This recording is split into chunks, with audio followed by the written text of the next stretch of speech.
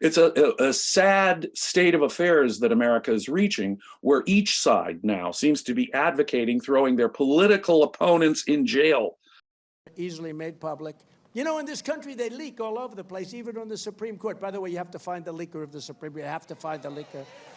You know how you find the leaker? They'll say, oh, this is treasonous, what I said. So they can't find the leaker. He leaked all about Roe v. Wade. Look, this person leaked from the Supreme Court, never happened. You know how you find? But they don't want to mention this because they think it's so terrible.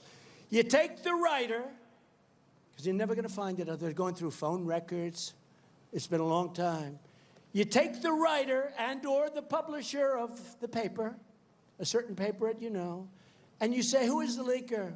National Security. And they say, we're not going to tell you. They say, it's okay, you're going to jail. And when this person realizes that he is going to be the bride of another prisoner very shortly,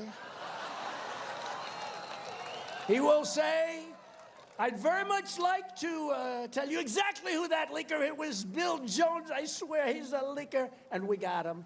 But they don't want to do that. They don't want to do that. But that's the only way you're going to find. We have to find. Can you imagine they leak? Okay, so he's talking about the leaked Supreme Court decision or the leaked Supreme Court documents that gave everybody a heads up that Roe v. Wade was going to be overturned. And that would, I guess, help the pro-abortion people galvanize and mobilize in order to get the voters out. I guess that was the supposed benefit of leaking that document.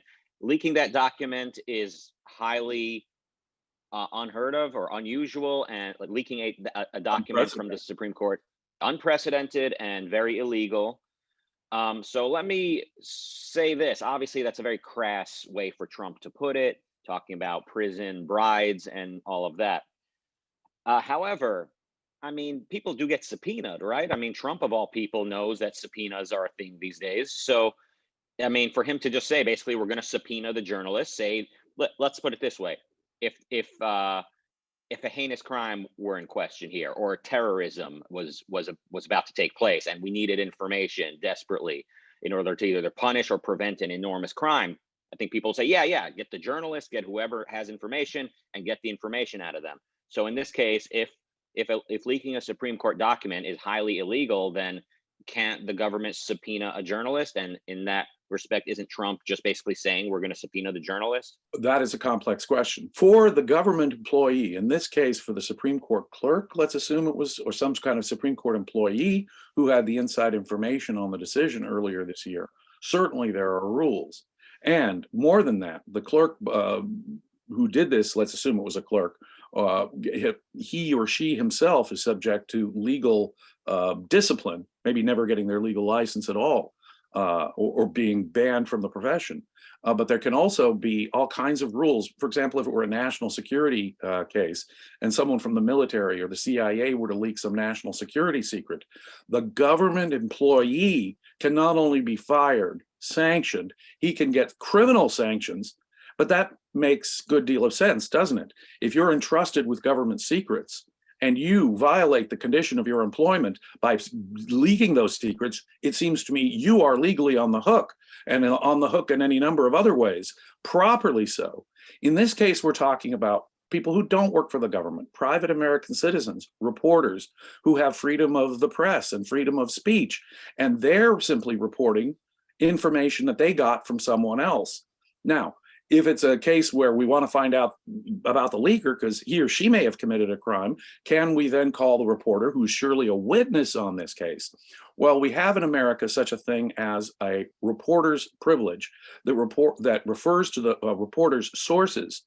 And if he has confidential sources on a matter of relevance to the American people, that is a privilege. So just as when you go to a doctor or you go to a priest and you give them confidential information, if the other side wants to call your doctor or your priest, you could say, objection, there's a privilege, a medical privilege. Even if the doctor has relevant information to the case, he can't give it because I told the doctor that in confidence. A similar privilege works, although it's less absolute a privilege than you'd say your doctor privilege. It's a limited privilege. In 1972, the United States Supreme Court, in a case called Brandsburg, was heavily divided on this, mind you. But there appears to be a limited privilege, a limited right of reporters to collect information in a confidential way. The Supreme Court was divided on it, and they said that there were limitations to that. For example, if we were at war and some reporter gave some major information about when D-Day is, when we're going to invade Normandy right back at the end of World War II, that would be something you could get the reporter to cough up, legally speaking, with a subpoena. But in many cases, now most states have laws, reporter shield laws, in the United States, and most federal circuits recognize a privilege to reporter sources. So what Donald Trump here is advocating is a system in which the reporter would also go to jail, and that is a disturbing thing. Reporters should have freedom of press, freedom of speech. They, and in my view, in many cases, should be allowed, if not most cases, should be allowed to keep their sources confidential, because after all, they're telling the American people important information about what their government is doing.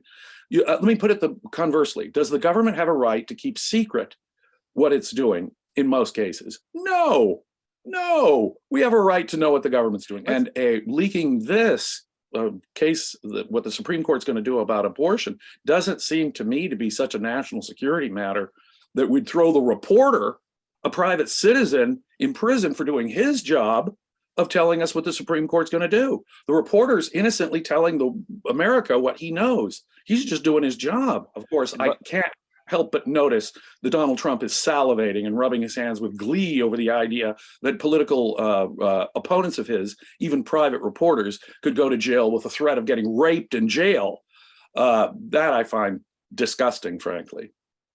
I mean, we agree about the way Trump speaks and his affinity for dictatorship and his statements and remarks over the years that imply he would like to be dictator. But in this case, the journalist, he wasn't saying throw the journalist in jail for leaking this. He was saying subpoena. It sounded like a street language way of saying we're going to subpoena this because there was a crime that took place, and it's not an issue of national security in the same way as like a war or terrorist threat, but it's the integrity of the court is obviously, or I think it's obviously being chipped away at when we have activists. So I mean, even if in this case we agree with the activists or we share the pro-abortion attitude, nonetheless, this is chipping away at the integrity of the court. And because it's so illegal, maybe Trump is correct to say that this journalist should be subpoenaed to get the information. Again, not throw him in jail for leaking it, but subpoena and find out who leaked it. Well, what's a subpoena? A subpoena is a threat of jail if you don't tell us the information we've ordered you to tell us. So the subpoena says, you got to come to court, Rucka, and you got to tell us what you know about this.